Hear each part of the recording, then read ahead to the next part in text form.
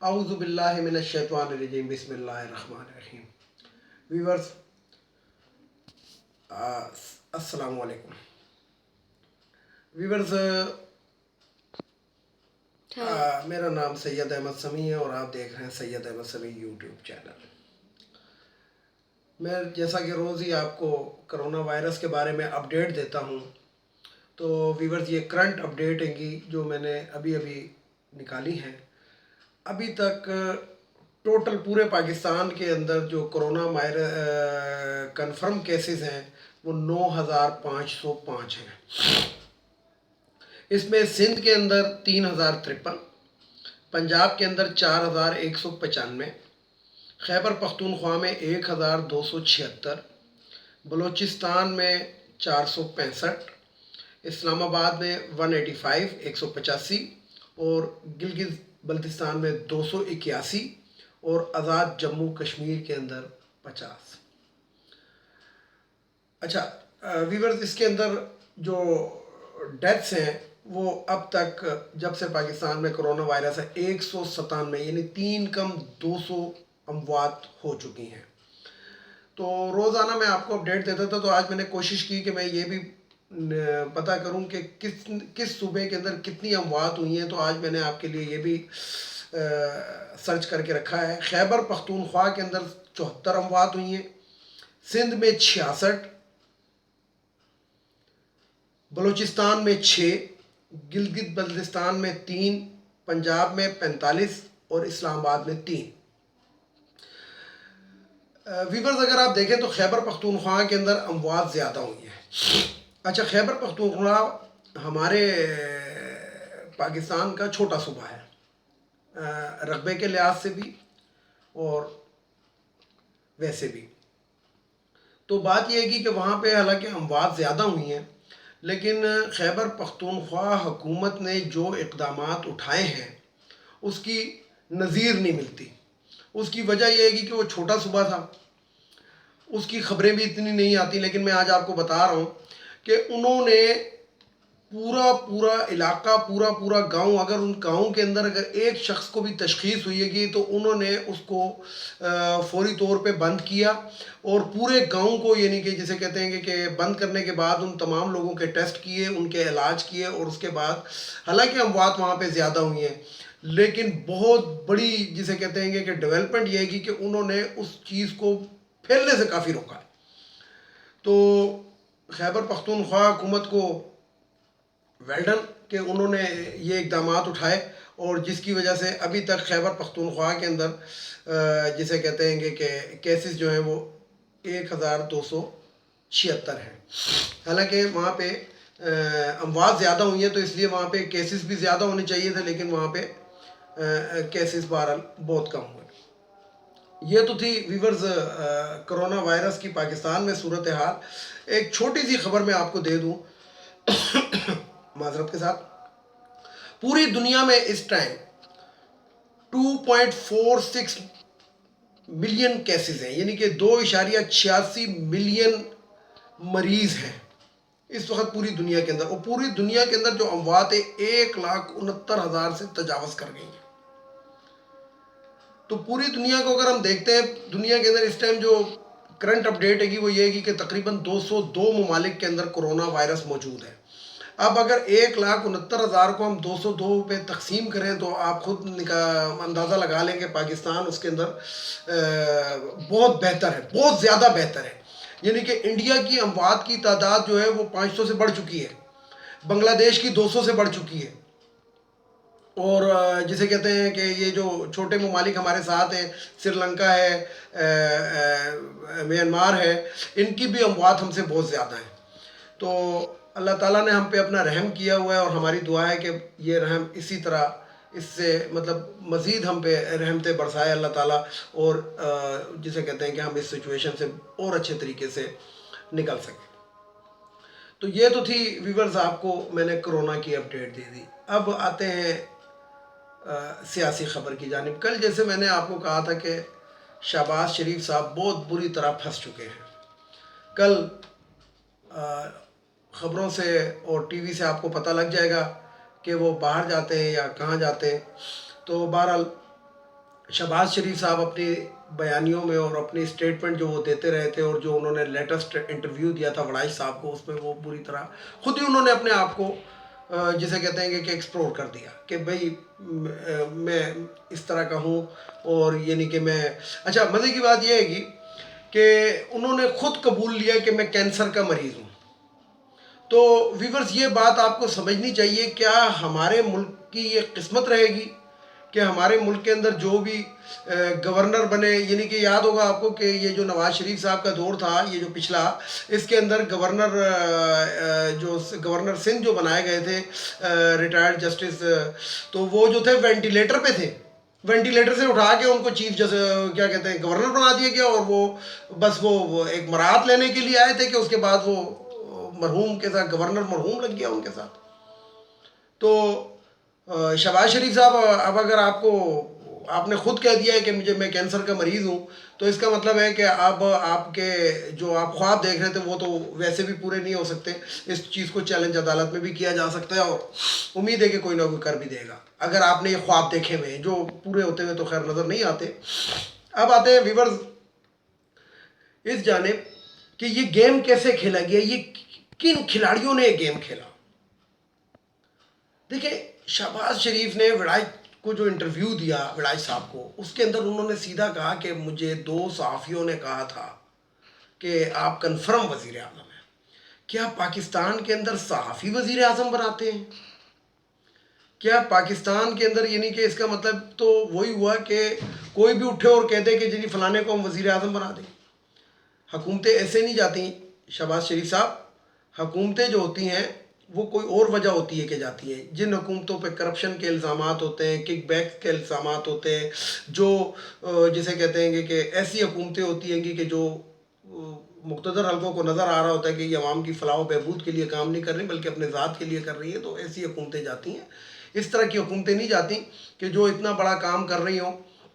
अच्छा व्यूअर्स, मैं आपको एक और बात बताऊँ आज, एक और चीज़ भी मैं आपको बताऊँ, वो आपको सुन के हैरत होगी ज़रा कि इसके अंदर हम ये जो मौजूदा हुकूमत है इसने काम किस तरह किया है। यानी कि आपको एक अदाद शुमार देता हूँ तो इसकी नज़ीर नहीं मिलती कि ये एक मेरे पास एहसास प्रोग्राम के थ्रू जो रकम तकसीम की गई है। अब उसके अंदर मैं सिर्फ आपको रकम का फ़ाइनल फिगर बता दूंगा, लेकिन मैं सुबह में से आपको तादाद बता दूंगा कि कितने लोगों में हुआ, तो जमा तफरीक आप खुद कर लीजिएगा। ये अब तक जो रकम तकसीम की गई है कि वो 4,74,07,380 अफराद में ये रकम तकसीम की जा चुकी है। जिस टाइम मैं आपसे मुखातिब हूँ उस वक्त तक ये रकम तकसीम की जा चुकी है। इसके अंदर आज़ाद जम्मू कश्मीर में 77,741 अफराद हैं जो इस प्रोग्राम के अंदर आते हैं, और बलूचिस्तान के अंदर 1,39,096 अफराद हैं। इसी तरीके से गिलगित बल्तिस्तान में 27,476, और इस्लामाबाद में 10,940, और खैबर पख्तूनख्वा के अंदर 10,02,760 अफराद हैं, और पंजाब के अंदर 19,16,198 अफराद हैं, और सिंध के अंदर 15,73,169 अफराद हैं। इनके अंदर जो रकम तकसीम की जा चुकी है व्यूअर्स, ये तकरीबन 56 अरब से ज़्यादा की रकम, यानी 56 अरब 96 करोड़ 85,60,000 रुपये ये तकसीम हो चुके हैं। तो व्यूवर्स ये देखें, ये इस किस्म की कोई नज़ीर नहीं मिलती। अच्छा, इसके अंदर जो शिकायत आ रही हैं वो आपने नोट किया होगा कि सिंध के अंदर शिकायत आ रही है कि अंगूठे लगवा लिए गए ख़वातीन से और उनको पैसे नहीं दिए गए। अब सिंध के अंदर क्यों लगवा लिए गए, और ये चीफ जस्टिस भी अपनी उसमें कह चुके हैं। देखिए, ये जो सबसे पहले तो मैं एक सिंध की बात कर दूं कि सिंध के अंदर जो आटा तकसीम किया जा रहा है, आप व्यूवर्स सोशल मीडिया पे और हर जगह पे वो तस्वीर देख चुके हैं। उस पर उस आटे के थैले पे बिलावल भुट्टो साहब की तस्वीर लगा दी गई है। बिलावल भुट्टो ना कायदे हस्ब इख्तलाफ हैं, نہ سندھ حکومت کے وزیر اعلیٰ ہیں، نہ سندھ کے کوئی وزیر ہیں، نہ سینٹرل کے کوئی وزیر ہیں، لیکن دیکھیں ان کو تصویر، حالانکہ یہ سپریم کورٹ کے احکامات کی کھلم کھلا خلاف ورزی ہے، لیکن بات وہیں پہ آ جاتی ہے کہ ہماری عدلیہ پتہ نہیں اس طرف کیوں نہیں دیکھتی، ایک فیصلہ دے کے اس کے بعد اس کو پرسو نہیں کرتی کہ یہ اپلیمنٹ ہو بھی رہا ہے کہ نہیں ہو رہا۔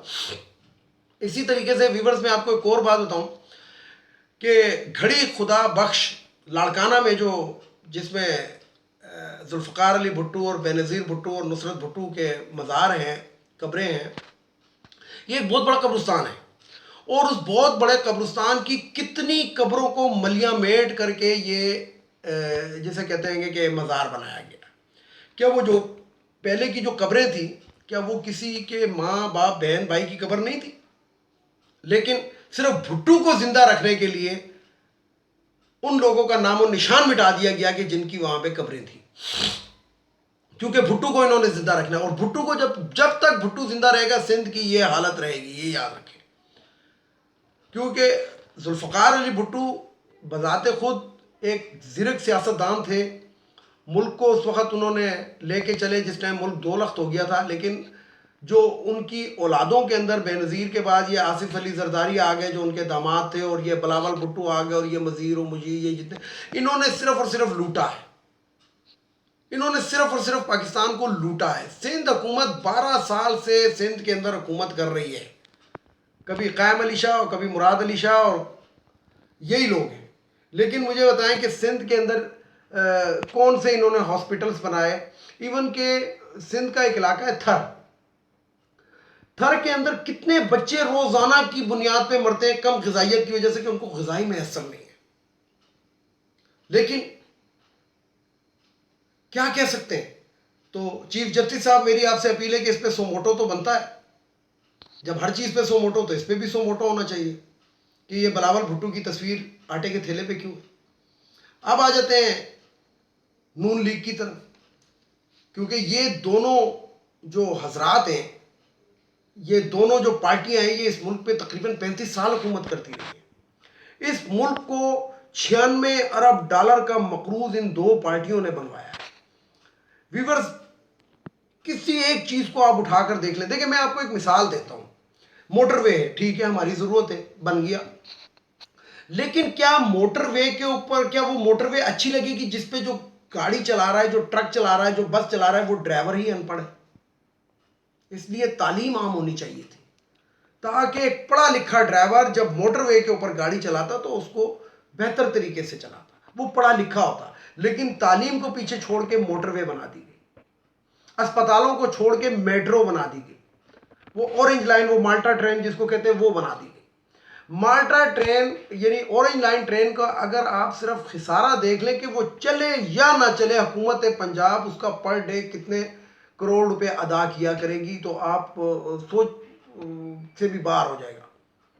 یعنی کہ ملک کو ایسے قرضوں میں، دائمی قرضوں میں جکڑ دیا گیا کہ جس سے نکلنے کے لیے اب ہم اپنی بقا کی جنگ لڑ رہے ہیں۔ دیکھیں ویورز، کل کی ایک خبر تھی کہ تیل کی مارکیٹ جو ہے وہ کریش کر گئی ہے بالکل، اور یعنی کہ تیل اس ٹائم دنیا کے اندر مفت دستیاب ہے، لیکن ہماری بدقسمتی دیکھیں کہ ہمارے معاہدے قطر جیسے ملک کے ساتھ کر دیے گئے کہ لو یا نہ لو یہ پیسے دینے ہی دینے۔ اب اگر ہمارے پاس اتنی ڈمپ کی جگہ نہیں ہے کہ ہم یہ سستا تیل خرید کے اور اپنے ملک کے اندر اسٹور کر لیتے، 35 سال انہوں نے حکومت کی ہے، بے نظیر بھٹو کی جو دوسری دور حکومت تھا اس کے اندر ایک بات اپریشیٹ کرنے کی تھی کہ پاکستان کے اندر جو تیل کے ذخائر تھے، ذخائر سے مراد ہے کہ ڈمپ کیا ہوا تیل جو باہر سے ہم منگاتے ہیں، یعنی کہ ہم نے جو ذخیرہ کرنے کی ہماری گنجائش تھی پہلے وہ 7 دن کی تھی، لیکن بے نظیر بھٹو کے دوسرے دور حکومت کے اندر وہ 7 دن سے بڑھا کے 28 دن کر دی گئی۔